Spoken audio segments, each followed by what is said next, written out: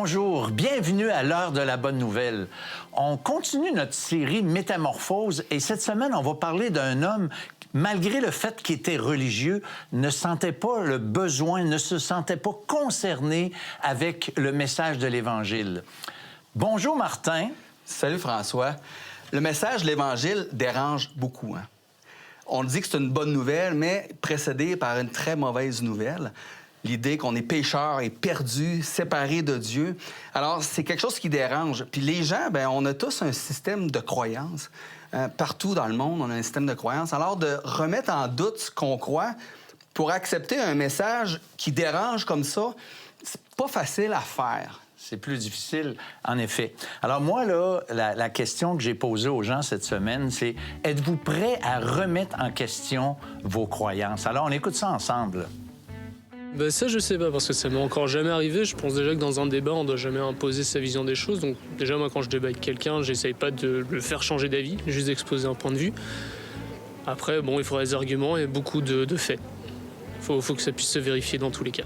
Si tu parles de croyance, tu parles de foi. Si tu parles de foi, si tu parles de croire sans voir, fait qu'il n'y a rien de plus qui peut arriver. Là. Je veux dire, croire, c'est avoir de la foi. Ça veut dire que tu crois puis t'as pas de preuves. Fait que si t'attends des preuves, Ben, je vous avoue que moi, ça m'a pris un livre pour que je change complètement puis que je me dise que je méritais mieux. Donc, des fois, ça peut prendre juste un livre. Là. Ça dépend où on est rendu dans la vie puis qu'est-ce qu'on veut faire, qu'est-ce qu'on veut surtout plus avoir là, dans notre vivant. Probablement qu'on mette une évidence en pleine face. Une évidence qui va à l'encontre ou qui vient contredire ce que je pense ou ce que je crois. Si c'est évident, si je l'ai là, je suis comme, OK, on peut changer. Bien, je pense que tout le monde a à se remettre en question, tôt ou tard. Et moi, j'ai appris avec l'expérience en toxicomanie qu'à un moment donné, on se remet en question quand on frappe un mur. Martin, ta réaction? Il y a une dame qui dit « Si j'ai l'évidence devant moi, je vais croire. » Et c'est vrai que si, des fois, on a une évidence qui est là devant nous, oui, on va croire, mais ce n'est pas quelque chose d'absolu.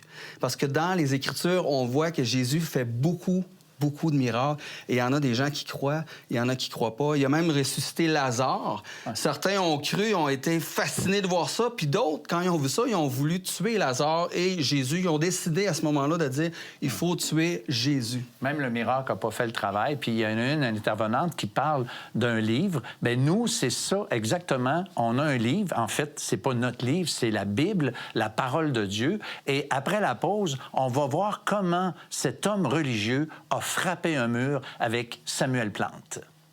Paul se rend sur le chemin de Damas. Tout d'un coup, tu as une lumière qui l'éblouit. Il tombe par terre, boum, il rencontre Jésus ressuscité. En un instant, il réalise que ce petit Jésus n'est pas si petit. Il est sorti du tombeau, il est vivant. Et non seulement vivant, il règne à la droite de Dieu à un point tel qu'il peut se révéler quand il veut, à qui il veut, de manière percutante comme ça. Vous avez des questions ou des commentaires sur ce que vous venez d'entendre? Contactez-nous par téléphone ou réagissez sur les médias sociaux.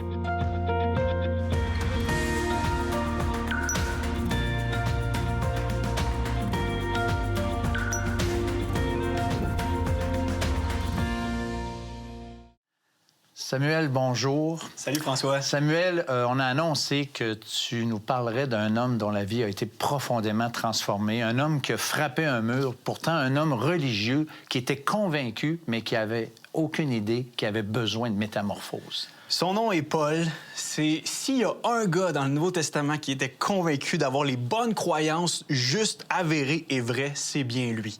Déjà, on s'entend, il y avait le pedigree, le CV pour avoir cette attitude-là. Il a été élevé en Cilicie, qui est une partie de la Turquie actuelle, qui était à l'époque une métropole économique, culturelle. Il a été élevé au pied de Gamaliel, qui est un docteur de la loi. C'est comme ça, c'est Harvard, l'université, là. Bien, on compare ces études à des études supérieures.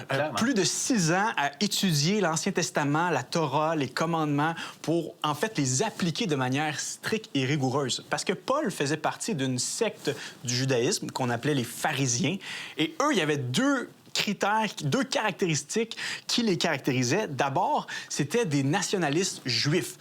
Pour eux, c'était important d'être des protecteurs de ce que Dieu avait révélé à Israël. Dieu s'était révélé par des commandements. Eh bien, on va les respecter de manière hyper rigoureuse. On va les interpréter. On va en créer d'autres s'il faut pour être sûr de ne pas enfreindre les premiers.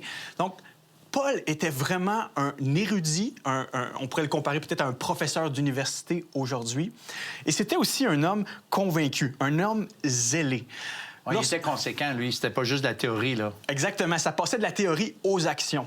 Lorsqu'il entendait parler d'une nouvelle idéologie à la mode, eh bien, on peut l'imaginer, le Nouveau Testament ne le dit pas, mais qui était tout de suite en réaction pour dire « Non, non, non, c'est pas ce que Dieu demande, il faut s'y plier. » Et là, on arrive à l'an 30 de notre ère, et tout d'un coup, il entend parler de cette petite secte de Nazaréens, les premiers chrétiens, parce qu'on appelait Jésus le Nazaréen, de Nazareth. Les premiers chrétiens, ses suiveux, on appelle ça des Nazaréens. Ah, ça, c'était pas très, très gentil, ça. Oui, on peut imaginer qu'il y avait une petite pointe derrière ça. Et là, il entend parler qu'il y a une gang de supposés juifs qui adorent ce crucifié-là, qui est mort sur une croix en 2 brigands à la fête de Pâques. Mais là, il serait ressuscité. Puis là, ces gens-là, ils se permettent de se rassembler dans les maisons. Ils sont plus tant avec le temple puis toutes les institutions. Ils mangent du pain, ils boivent du vin, ils baptisent, ils font des trucs... Ils mangent des viandes sacrifiées aux idoles. Ils n'ont plus vraiment le respect du sabbat. Ils se réunissent le dimanche matin. Quand Paul entend ce spectacle-là, il est ulcéré par ce qu'il entend. Dans son mindset, Dieu est intervenu à travers Israël. Il n'y a rien d'autre. Il est complètement fermé à la nouveauté de Dieu. Convaincu que c'est un faux prophète, le gars et la gang qui suivent, là. Ah oui, je peux l'imaginer entendre parler de la première prédication de Pierre en Acte 2, puis de dire hey, « c'est quoi ces foleries-là? Ils sont capotés, eux autres, on va te les ramener à l'ordre. » Et c'est ce qu'il fait. Ah, c'est ça. Paul est décrit dans l'histoire des premiers chrétiens comme un persécuteur, un homme qui passait son temps à enfermer, emprisonner les premiers chrétiens pour les faire taire, pour les réduire au silence. Il était même là quand il y a le premier martyr, c'est marqué « Il tenait les vêtements de ceux qui ont lapidé Étienne ». Étienne, fidèle disciple de Jésus, qui devant les chefs religieux témoigne de la foi véritable que Dieu s'attendait à travers Israël. Et le texte nous dit que Paul a tout vu sous ses yeux. Il a vu le témoignage fidèle d'Étienne. Mais il ne s'arrête pas là. Malgré une lapidation, peut-être même plusieurs, il s'en va voir les chefs religieux puis ils leur disent « Moi, je veux des lettres pour m'en aller un peu partout pour pouvoir avoir la permission d'amener ces chrétiens-là emprisonnés à Jérusalem. » Paul se rend, il obtient les lettres et il se rend sur le chemin de Damas pour se rendre à la synagogue de Damas, une synagogue connue à l'époque. Et voici ce qui se passe. Alors qu'il est sur le chemin, on peut l'imaginer sur son petit cheval galopant, tout d'un coup, tu as une lumière qui l'éblouit, il tombe par terre, tout le monde ne sait pas qu'est-ce qui se passe, mais voici la voix qu'il entend, qui lui dit « Saul, Saul, pourquoi me persécutes-tu? » Il répond « T'es qui? Qui es-tu, Seigneur? » Et probablement qu'ici, Seigneur, c'est un titre. Qui vous êtes, monsieur? Moi, je suis Jésus, celui que toi, tu persécutes. Mais lève-toi, entre dans la ville et on te dira ce qu'il faut que tu fasses. Paul est flabbergasté. L'homme qui est convaincu dans ses croyances que ce supposé Messie de Nazareth n'est qu'une niaiserie, boum, il rencontre Jésus ressuscité, une vision qui va changer l'homme, qui va changer l'histoire, le cours du christianisme. On sait qu'il a écrit la moitié probablement du Nouveau Testament à peu près. En un instant, Paul réalise qu'il était dans le champ, dans ses croyances. En un instant, il réalise que ce petit Jésus n'est pas si petit. Il est sorti du tombeau, il est vivant. Et non seulement vivant, il règne à la droite de Dieu à un point tel qu'il peut se révéler quand il veut, à qui il veut, de manière percutante comme ça. C'est capoté. Hein? On dit que Paul a eu sa théologie en 30 secondes. C'était suffisant pour créer tout un renversement de paradigme, de système de croyance chez Paul. Comme je viens de dire, il a compris qu'il était dans le champ, que les Nazaréens avaient raison. Ouais. Le Messie devait incarner la peau d'un homme, il devait marcher sur cette terre, il devait souffrir, il devait porter la dette de l'humanité sur cette croix et il devait ressusciter. Paul a probablement relu son Ancien Testament. De façon très différente. Ben oui, puis les lettres de Paul nous le démontrent clairement. Ensuite. Sa théologie a complètement changé, mais plus que ça, il a compris la solidarité qui existait entre Jésus et son Église, et même son Église souffrante.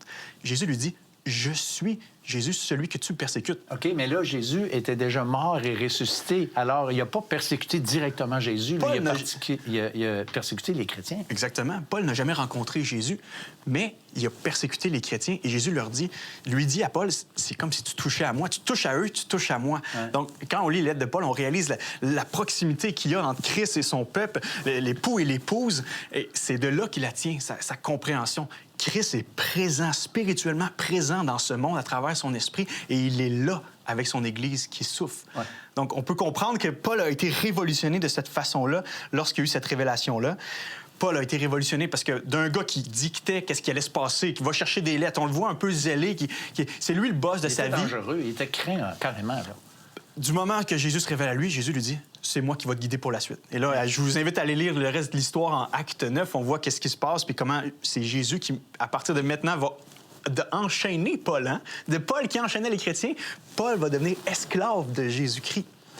Et je pense que la chose que Paul a compris le plus sur ce chemin de Damas-là, c'est que Dieu était bon et patient. Et miséricordieux. Il aurait pu se révéler à Paul d'une façon très différente, même en jugement, parce qu'il était digne d'être jugé. Même Paul, à la fin de sa vie, il en revient encore pas qu'il a fait ça. Ouais. Il n'a jamais comme oublié sa folie, mais il a été pardonné. C'est ça qui est beau. Oui, et il a eu accès à une révélation complètement imméritée. Que Jésus se révèle à Étienne, disciple fidèle jusqu'au bout, on peut le comprendre. Mais que quelques chapitres plus tard dans l'histoire de l'Église, il se révèle à un meurtrier des chrétiens comme ça pour lui dire « J'existe, je suis là, wake up ». On voit la grâce de Dieu. Et Paul, il a compris son ignorance, comme tu dis, il a compris qu'il était dans le champ, mais il a aussi réalisé la dureté, la méchanceté de son cœur, que c'était pas juste un problème intellectuel, c'était un problème spirituel qui l'habitait. Ce Paul qui était convaincu d'avoir emboîté, enfermé Dieu dans des rites, des traditions, qui tout d'un coup réalise que Dieu est le Dieu de l'univers, est venu sur cette terre en la personne de Jésus pour me sauver, moi. Et là, ça faisait de Paul l'apôtre de l'amour, hein, comme on le connaît si bien aujourd'hui. Complètement, radicalement métamorphosé et changé. Donc, si vous doutez un instant que Dieu n'est pas bon avec les sceptiques, les bornés, les entêtés, détrompez-vous, c'est pas le cas. Il les aime. Il les aime comme il a aimé l'apôtre Paul. Et on va se le dire, peut-être que Paul, en tout cas moi, Jésus ne s'est pas révélé à moi comme il s'est révélé à Paul. Peut-être que ce ne sera pas le cas avec chacun d'entre vous. Ça n'a peut-être pas été le cas avec toi, François, non plus. Mais il y a une chose que Jésus peut venir faire dans chacune de nos vies, c'est venir nous éblouir de sa bonté, de sa beauté, de sa véracité, de l'historicité de son histoire. C'est vraiment arrivé sur notre planète à nous. Dieu est débarqué pour nous dire qu'il nous aimait. Et on peut, aujourd'hui, ouvrir les évangiles et se laisser impressionner par la personne de Jésus.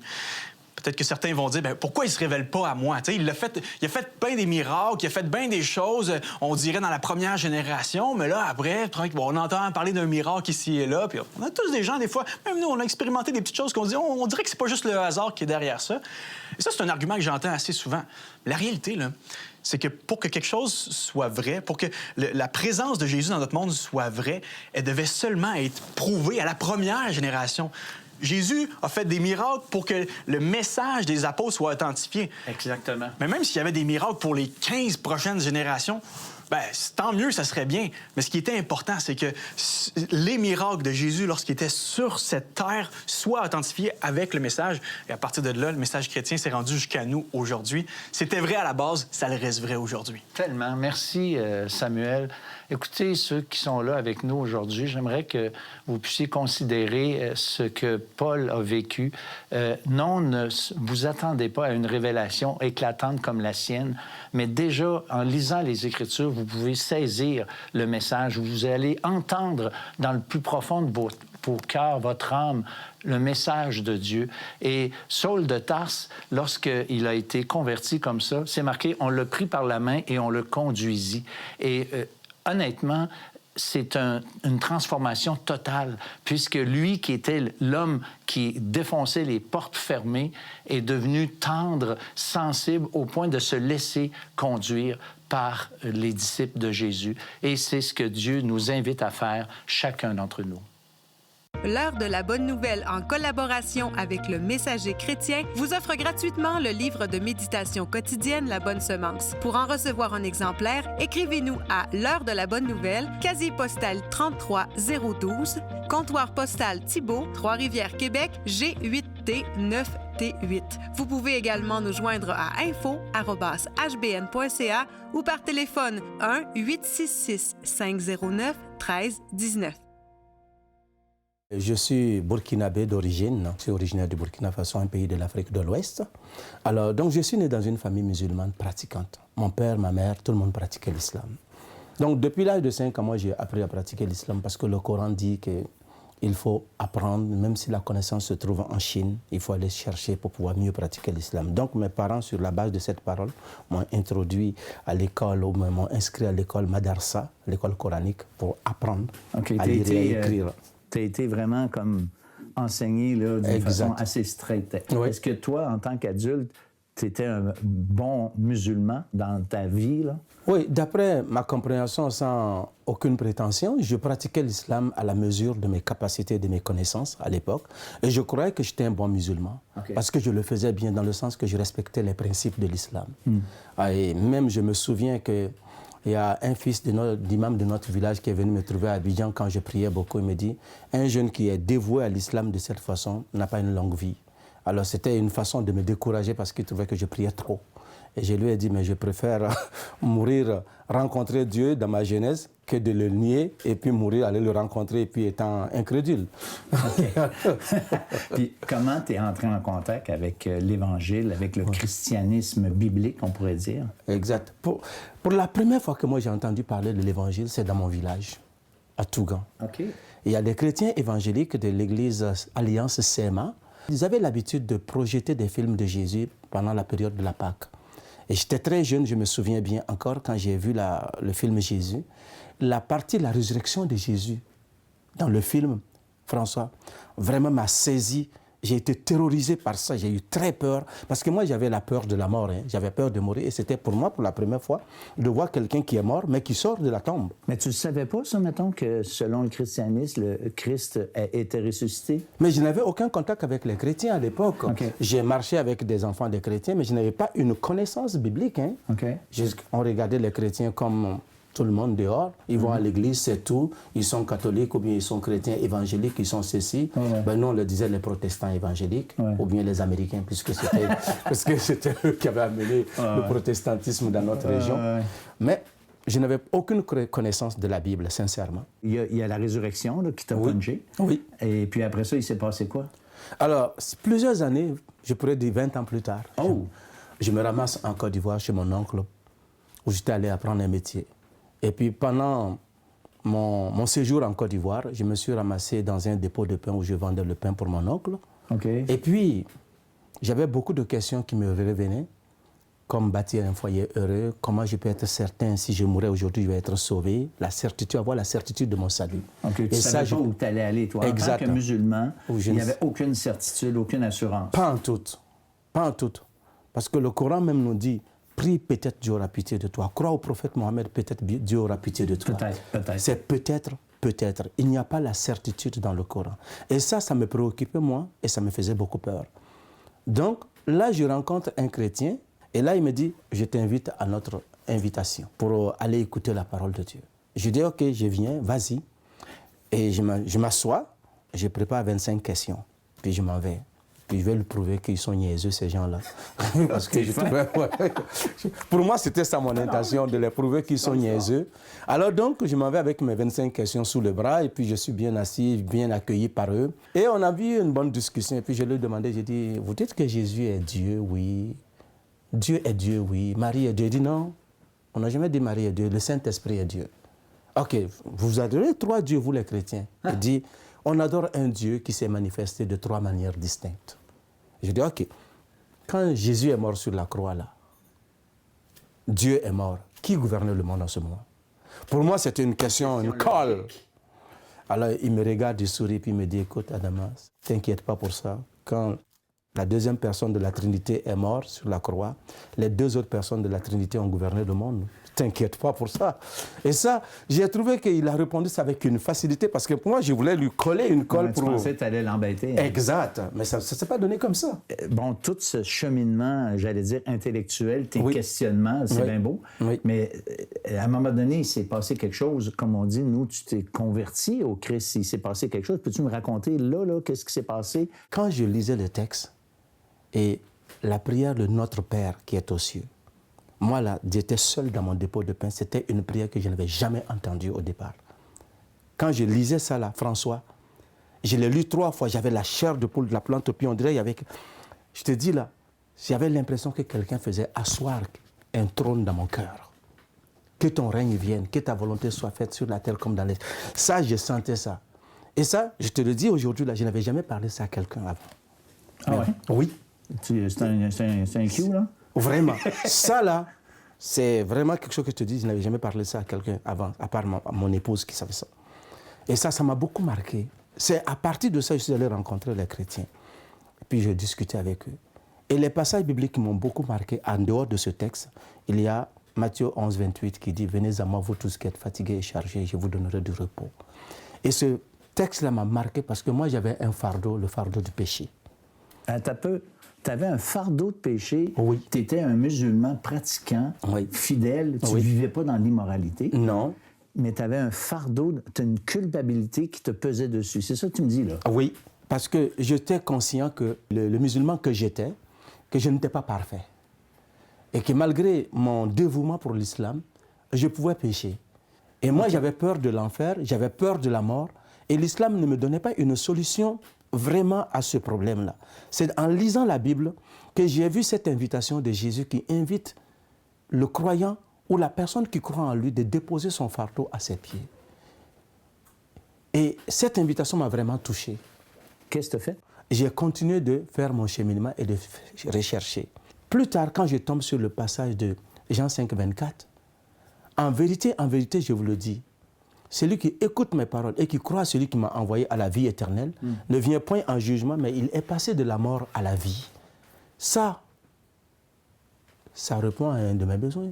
Je ne vais pas passer devant le tribunal de Dieu pour être jugé, puisque je sais que mes fardeaux sont lourds. Et là, si je crois en Jésus, je n'ai plus besoin de passer devant le tribunal. Je suis sauvé, j'ai la vie éternelle. Et ça, j'ai saisi ce moment-là. OK. Là, autrement dit, c'est là que la Bible dit, tu es né de nouveau. C'est là que tu t'es vraiment converti au Christ. Et une des choses qui a changé, selon ma compréhension de ce que tu me dis, c'est que tu avais un fardeau en relation avec la culpabilité. Et maintenant, ce fardeau était complètement enlevé. Et ça, c'est à cause de ce que le Christ a accompli sur la croix. Okay? Oui. C'est ça. Qu'est-ce que ça a changé d'autre? Je veux dire, tu as continué ta vie comme si de rien n'était. Qu'est-ce qui s'est passé? Ben non.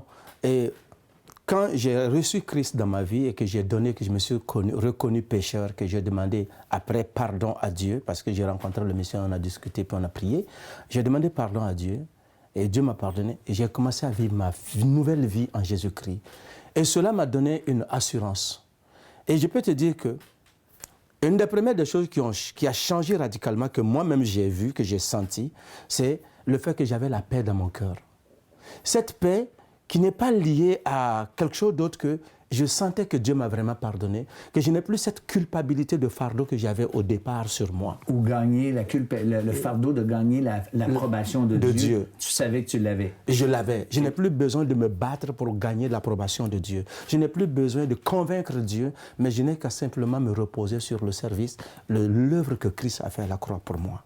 Ça m'a convaincu, ça m'a aidé, ça a enlevé un fardeau sur moi. Et deuxièmement aussi, François, ça m'a enlevé la peur de la mort. J'ai la résurrection de Christ et j'ai finalement compris, quelqu'un est ressuscité, il y a quelqu'un qui a vaincu la mort. Et lui, désormais, il est de mon bord. Donc, cette peur de la mort que j'avais, comme je te le disais au départ, quand j'ai vu Jésus ressuscité dans ma petite enfance, et là, ça m'a terrorisé. Et là, j'ai commencé à faire confiance à cet homme-là. Et ça m'a fait du bien. Et troisième point que je pourrais dire, est ma vision du monde par rapport à la religion, à Dieu. Et je pouvais appeler maintenant Dieu papa. Pendant que j'étais dans l'islam, Dieu n'a jamais été un père pour moi. Dieu a été un maître, un juge. Et il attend que je le convainc. Sinon, il va me punir. Maintenant, en Jésus-Christ, Dieu est un papa. Je peux l'appeler mon père. Et ça ne peut qu'être rassurant. Ce père-là, je l'ai offensé, il m'a pardonné. Il me donne une sécurité totale. Il dit, je suis pardonné et j'ai l'assurance quand je suis avec lui.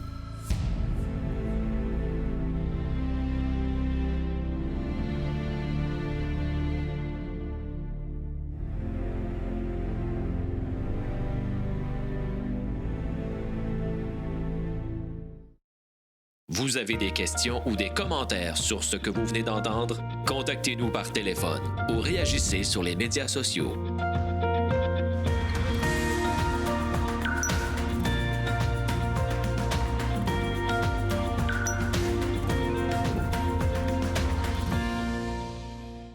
Martin, la question a été posée tantôt. Pourquoi ne pas se laisser bousculer par la parole de Dieu?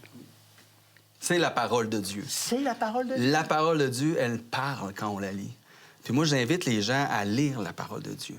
Puis je veux vous partager un verset dans Jérémie 17,5 qui nous dit ceci. « Maudit soit l'homme qui se confie dans l'homme, qui prend la chair pour appui et qui détourne son cœur de l'Éternel. » Ça me fait penser un peu à l'apôtre Paul qui se confiait dans l'homme, qui mettait son appui dans sa chair, dans tout ce qu'il avait appris. Mais avec cette rencontre-là, il s'est tourné vers Dieu. Il pensait être connu de Dieu, mais il n'était pas connu de Dieu. Alors moi, j'invite les gens à lire les Écritures parce que Dieu parle à travers la parole. Tout à fait. Puis moi, j'ai même cette expérience-là personnellement où quand j'ai lu la parole de Dieu, en fait, lorsqu'on me faisait lire la parole de Dieu, j'ai jamais entendu de voix comme l'apôtre Paul. J'ai eu aucune vision, mais la parole de Dieu s'est imposée à moi comme étant vraie. Je ne pouvais plus, j'allais dire, contester ce qu'on me disait parce que je savais que c'était vrai. Puis même, honnêtement, beaucoup de choses qu'on me montrait dans la Bible ne faisaient pas mon affaire parce qu'il y avait un enjeu. Je devais littéralement donner le volant au Seigneur, le volant de ma vie. Il me demandait vraiment de lui faire confiance. J'allais presque dire aveuglément, mais pas aveuglément dans le sens que je savais que en qui j'ai cru, comme l'apôtre Paul a pu dire lui aussi à son tour. Mais ça, c'est ça qu'il faut faire. Alors nous, on vous invite à faire cette démarche, à ne pas vous laisser de repos tant et aussi longtemps que vous n'aurez pas réglé cette question de l'éternité. Alors, nous, on veut vous remercier d'avoir été là. Merci, Martin. Merci aussi à Adama. Merci à Samuel. Et nous, on vous dit au revoir à la semaine prochaine pour une autre émission de l'heure de la bonne nouvelle. On a un exemple de quelqu'un qui est sous l'emprise de forces démoniaques. Il se coupe, donc, il est tout nu dans le cimetière, il crie, il saigne de partout, il court vers Jésus. Et là, Jésus constate le problème.